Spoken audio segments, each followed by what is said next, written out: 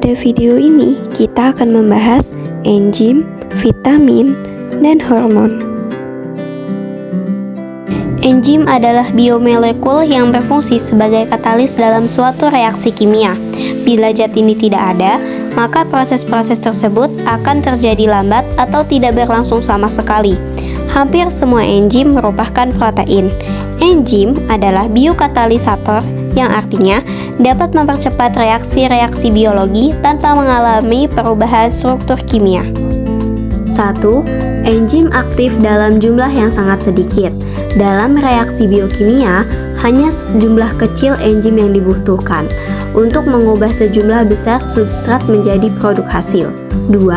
Enzim tidak terpengaruh oleh reaksi yang dikatalisnya pada kondisi stabil, karena sifat protein dan enzim aktivitasnya dipengaruhi antara lain oleh pH dan suhu. Pada kondisi yang dianggap tidak optimum, suatu enzim merupakan senyawa relatif tidak stabil dan dipengaruhi oleh reaksi yang dikatalisnya. 3. Enzim merupakan protein. Oleh karena itu, enzim memiliki sifat seperti protein, antara lain bekerja pada suhu optimum. Umumnya, pada suhu kamar, enzim akan kehilangan aktivitasnya karena pH yang terlalu asam atau basa kuat dan pelarut organik. Selain itu, panas yang terlalu tinggi akan membuat enzim terdenaturasi, sehingga tidak dapat berfungsi sebagaimana mestinya. 4. Kerja katalis enzim spesifik. Enzim menunjukkan kekhasannya untuk reaksi yang dikatalisnya. Suatu enzim yang mengkatalis suatu reaksi tidak akan mengkatalis reaksi yang lain. Faktor yang mempengaruhi kerja enzim. 1. Temperatur. Temperatur yang terlalu tinggi dapat menyebabkan denaturasi protein. Temperatur yang terlalu rendah dapat menghambat reaksi. 2. Perubahan pH. Perubahan pH dapat mempengaruhi perubahan asam amino, kunci pada sisi aktif enzim, sehingga menghalangi sisi aktif berkombinasi dengan substratnya. pH optimum yang diperlukan berbeda-beda tergantung jenis enzim. 3. Konsentrasi enzim dan substrat. Agar reaksi berjalan optimum, maka perbandingan jumlah antara enzim dan substrat harus sesuai. Jika enzim terlalu sedikit dan substrat terlalu banyak, reaksi akan berjalan lambat. Bahkan, ada substrat yang tidak terkatalis. Maka, semakin banyak enzim, reaksi akan semakin cepat. Mekanisme kerja enzim. 1. Lock and key. Teori ini diumpamakan sebagai gembok yang mempunyai bagian kecil dan dapat mengikat substrat. Bagian enzim yang dapat berikatan dengan substrat disebut sisi aktif. Substrat diumpamakan kunci yang dapat berikatan dengan sisi aktif enzim. 2. Induced fit. Dalam teori ini, sisi aktif enzim merupakan bentuk yang fleksibel. Sisi aktif enzim dapat berubah bentuk sesuai dengan bentuk substratnya. Pengertian vitamin. Jadi, vitamin adalah nutrisi tambahan yang diperlukan bagi tubuh untuk bisa menunjang kinerja tubuh. Umumnya, vitamin berasal dari makanan dan buah-buahan yang bersifat organik.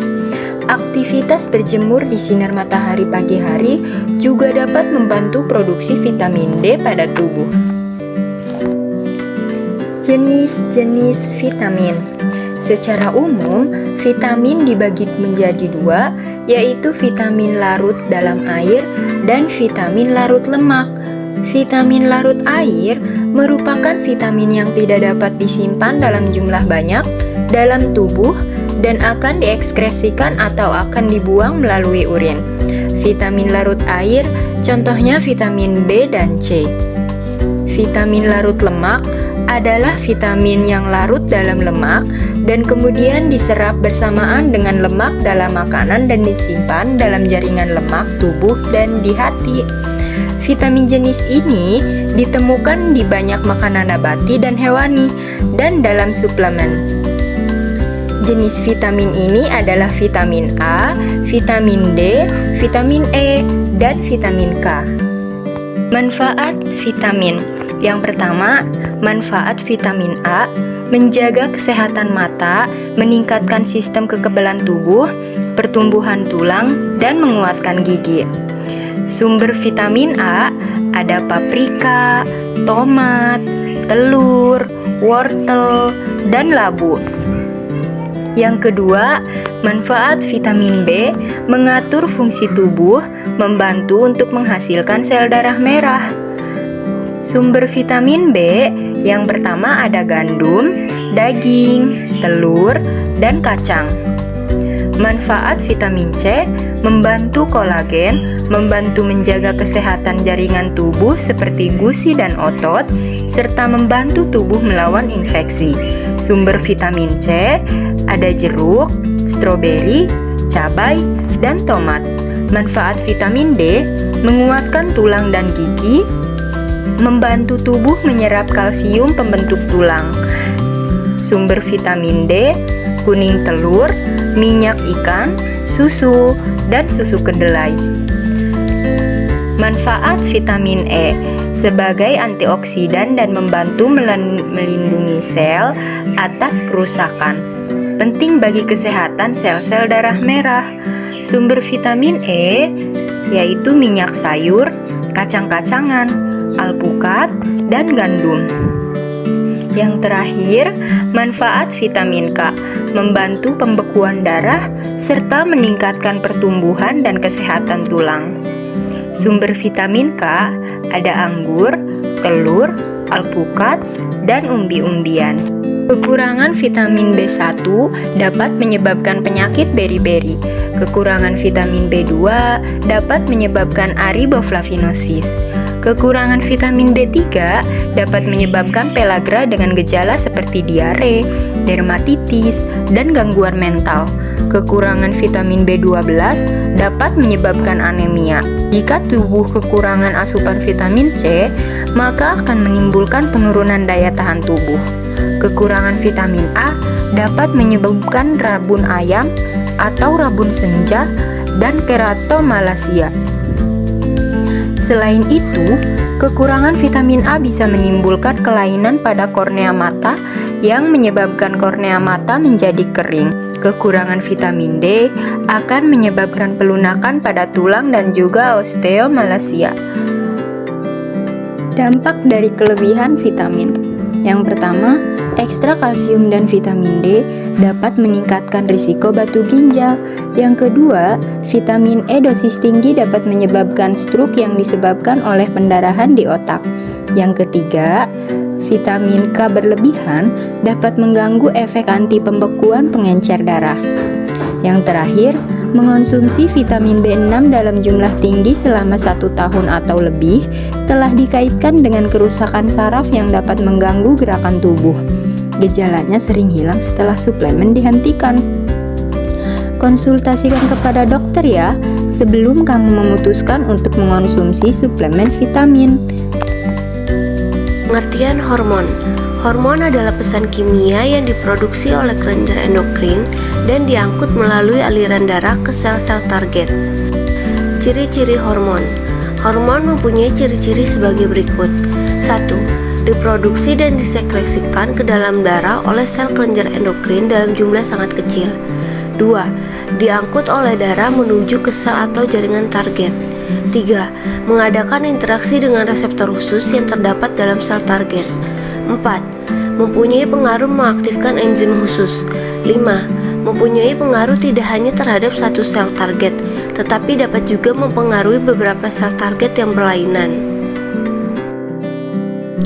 Jenis-jenis hormon. Jenis hormon dibagi menjadi 3 kelompok utama. 1. Hormon protein atau peptida. Hormon ini terdiri dari rantai asam amino dan diproduksi oleh kelenjar endokrin. Contohnya adalah insulin yang diproduksi oleh pankreas dan berperan dalam regulasi kadar glukosa darah. 2. Hormon steroid. Hormon ini memiliki struktur kimia yang berasal dari kolesterol dan diproduksi oleh kelenjar adrenal, ovarium, dan testis. Contohnya adalah estrogen yang diproduksi oleh ovarium dan berperan dalam pengaturan siklus menstruasi serta perkembangan karakteristik seksual sekunder pada wanita. 3. Hormon amin. Hormon ini berasal dari asam aminotiramina dan dihasilkan oleh kelenjar tiroid dan kelenjar adrenal. Contohnya adalah epinefrin atau adrenalin yang diproduksi oleh kelenjar adrenal dan berperan dalam respon fight or flight tubuh terhadap stres. Fungsi hormon. 1. Regulasi metabolisme. Contoh hormonnya adalah insulin untuk menurunkan kadar glukosa darah dan glukagon untuk menaikkan kadar glukosa darah. 2. Pertumbuhan dan perkembangan. Hormon pertumbuhan GH bertanggung jawab untuk pertumbuhan tulang dan otot. 3. Reproduksi. Contoh hormon reproduksi adalah estrogen pada wanita untuk mengatur siklus menstruasi dan testosteron pada pria untuk mengatur perkembangan organ seksual dan sperma. 4. Regulasi tekanan darah. Hormon aldosteron mengatur keseimbangan air dan elektrolit dalam tubuh untuk menjaga tekanan darah. 5. Respons stres. Hormon kortisol membantu tubuh merespons situasi stres dengan meningkatkan energi dan menekan reaksi inflamasi. 6. Regulasi keseimbangan air. Hormon antidiuretik ADH mengatur jumlah air yang diserap kembali oleh ginjal untuk mempertahankan keseimbangan cairan dalam tubuh. Regulasi tingkat hormon. 1. Mekanisme umpan balik negatif. Ini adalah proses di mana peningkatan kadar hormon dalam tubuh menyebabkan penghambatan produksi atau pelepasan hormon tersebut.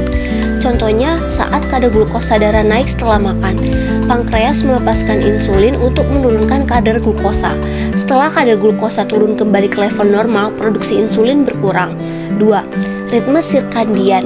Ini adalah pola perubahan biologis yang terjadi secara berkala sepanjang hari, terutama terkait dengan siklus tidur dan bangun. Kelenjar pineal menghasilkan hormon melatonin yang berperan dalam mengatur ritme sirkadian.